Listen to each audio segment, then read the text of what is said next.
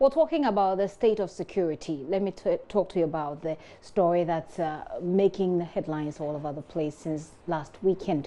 Well, this afternoon, some suspects are before an Accra Circuit Court, and they've been charged with illegal manufacture of arms. We'll talk a bit more about that. And this happened after a joint operation by the security agencies that foiled what government is saying was a coup attempt on the presidency.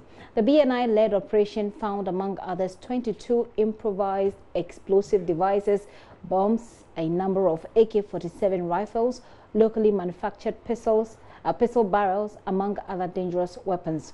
Now, 2 locations are now subject of investigations which are underway today.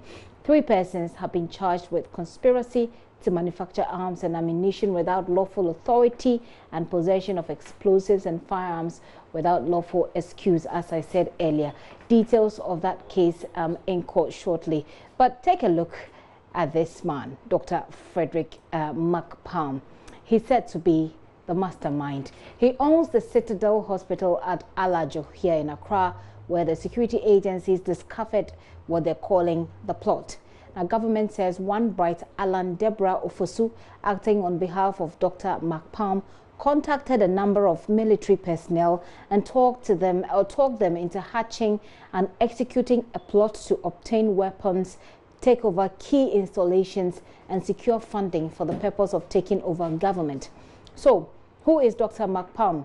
We went into the community where his hospital is based to speak to residents there about him and his facility. Komla Adom brings us that story.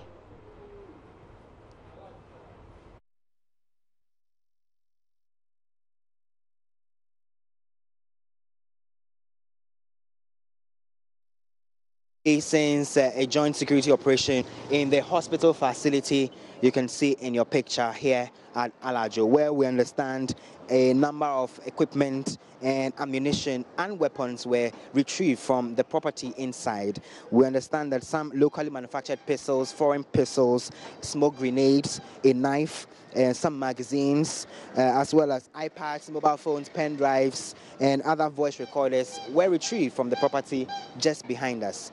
Now, we've been interacting with some residents here about the operation that took place sometime on Friday morning, and they've been telling us about how scared they were when the deployments of the police and military stormed the premises to conduct that particular search, which led to the retrieval of the said items.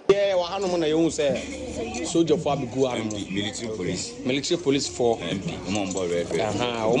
On Friday morning, a number of military police officials stormed the premises. They went in and conducted a search. Before we knew it, they called for reinforcement. All of a sudden, because doctor now I'm for respecting a patients no show on I phone or all of a sudden the numbers of security officials grew. They spent almost 2 to 3 hours in the facility. All we saw was that the vehicles pulled out of the premises. Into one man almost and so after reinforcements. Soldier for military police for red where the real soldier were. Left with the doctor and 2 other staff for face in the car. It came to us as a surprise because we knew he was a medical doctor and healthcare services were being offered in the facility. Drugs, cocaine, bombs, and weapons. Weapons, okay, most in the 2. But none of us as individuals in this area has been to the hospital. All we see are luxury vehicles, SUVs, driving in and out of a facility. Private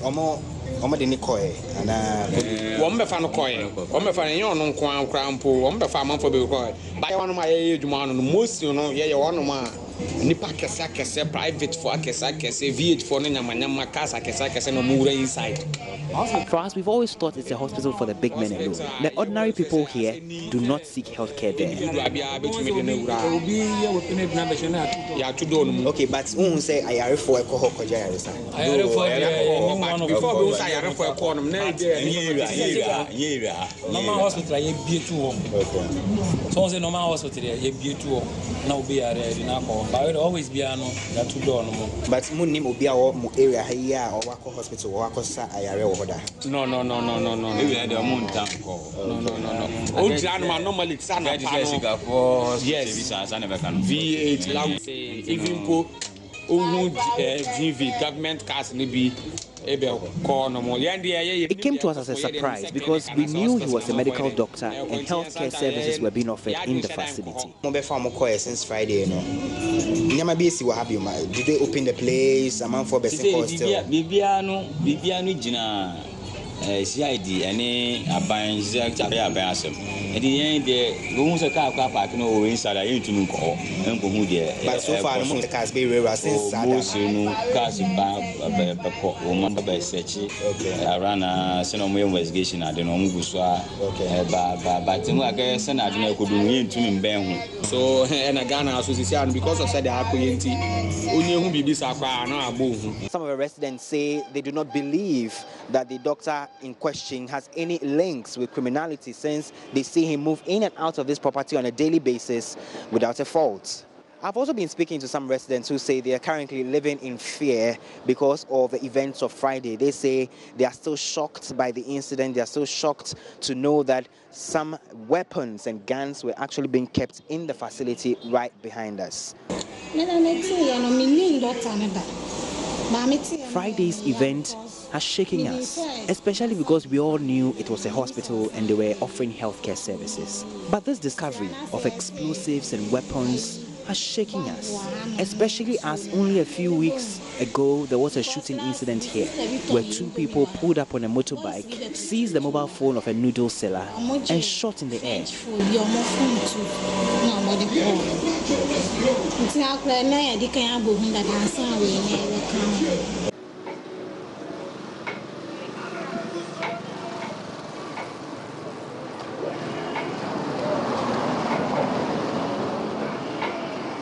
So that is Komla Adom's report that he put together when he visited that area.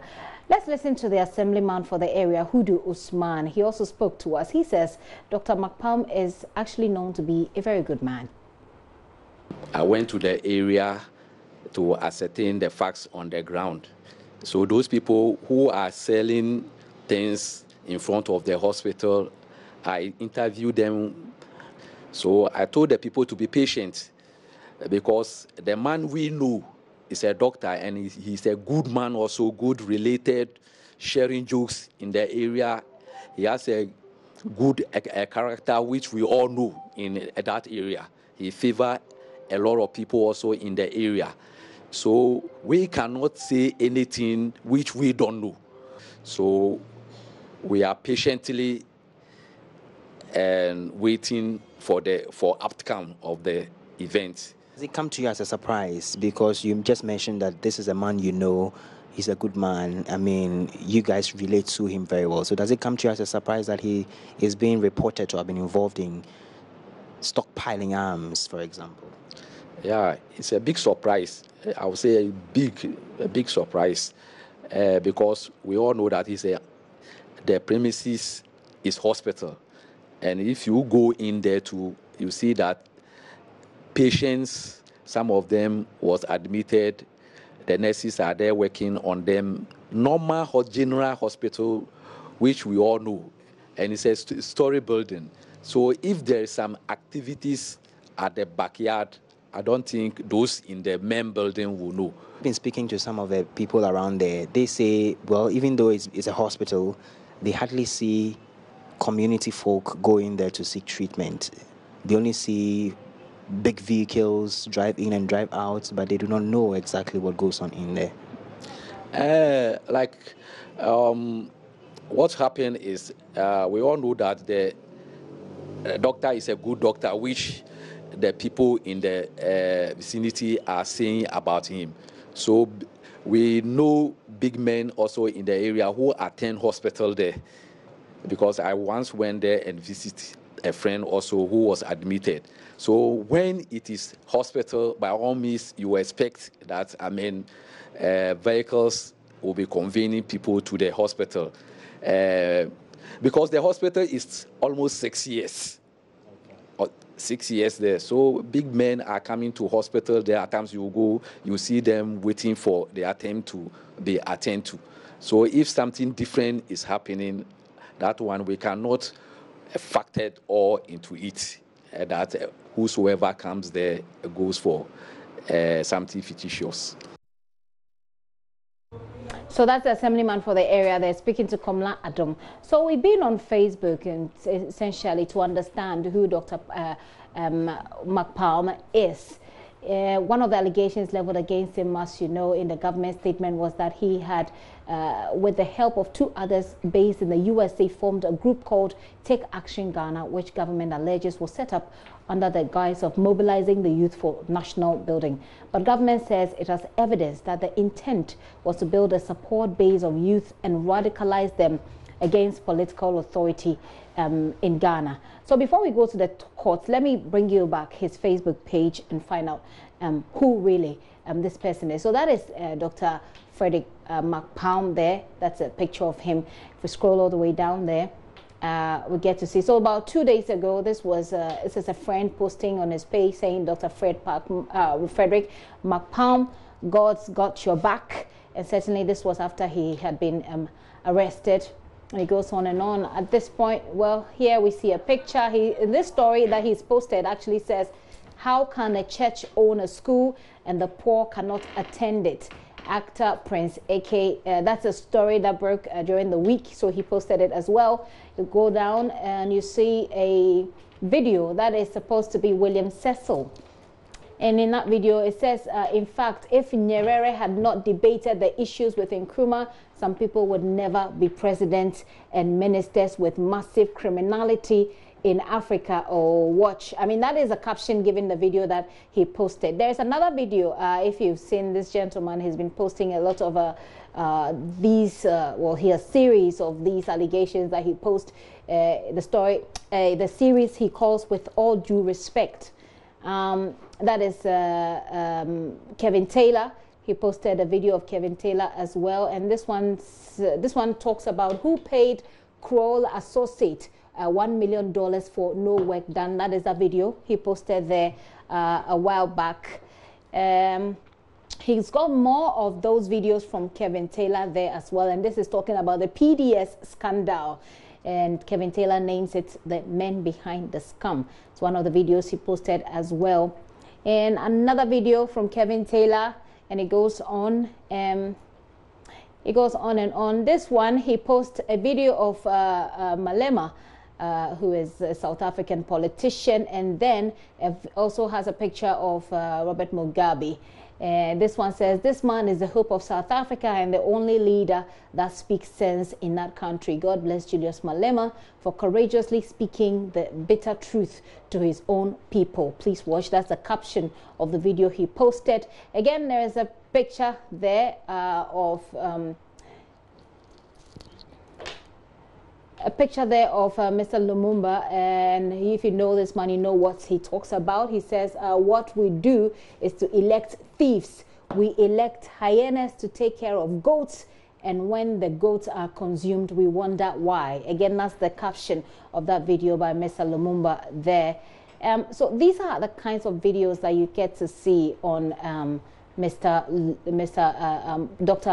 McPalm's Facebook. And this one, he posts an article from peacefmonline.com that says Ghanaians rate Mahama more corrupt than Akufo-Addo. That story he posted on his wall as well. And of course, you get some comments there. A couple of videos, self-made videos from the OT region as well posted. And someone puts a message on his platform and says, blaming the politician for the state of our roads. OT roads, to me, he insults this. He says, let's blame the people living there for their timidity. And then it goes on and on. It gives you an idea of who Dr.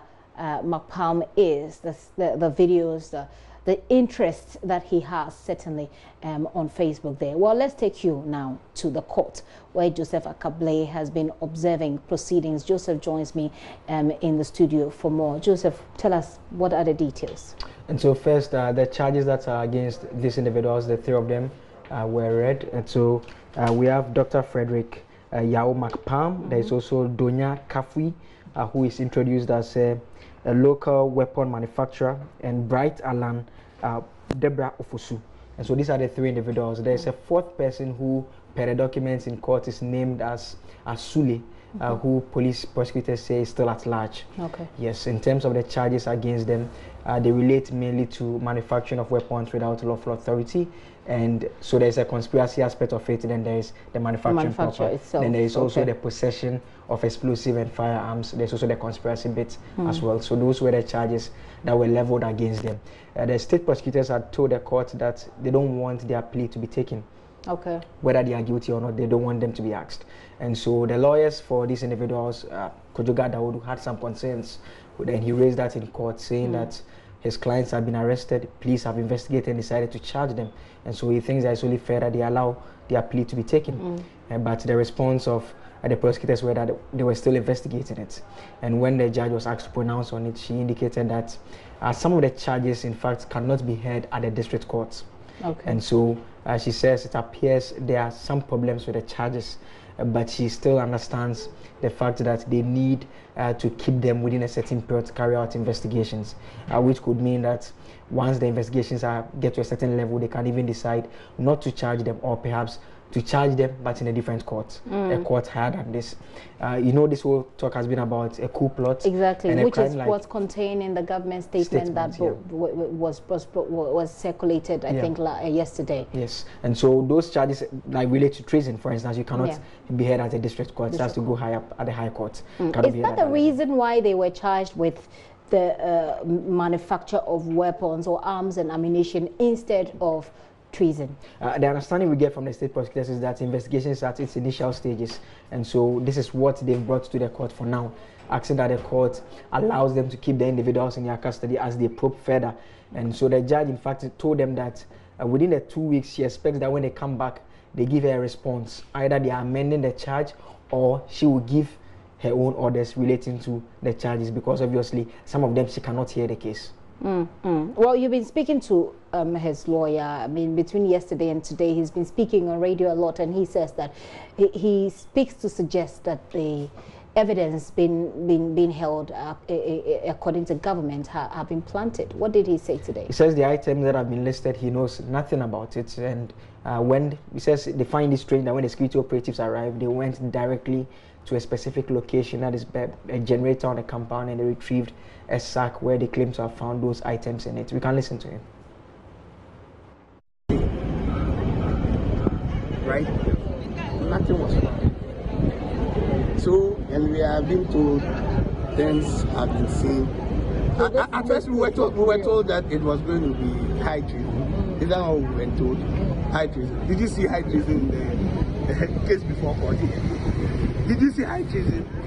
It is sensational that will prejudice the mind of the people. And you see, it has a trace. It has a trace. If you watch from social media, people will tell you that there is a scheme to go around with people to intimidate people, that we are coming searching for arms. We believe there's arms in here to intimidate people. What's what is going on? So that people will be afraid when it comes to election and others. You know, these are things that, and you know. So that is Mr. Adawu today. He's a counsel for the men who have been charged today. 4 of them, one of them on the run. Okay. All right. So what next from here? Is that it? The next date is October 9, and on that date, we expect the state prosecutors, like the court has indicated, to inform the court on what charges they intend to maintain against these individuals.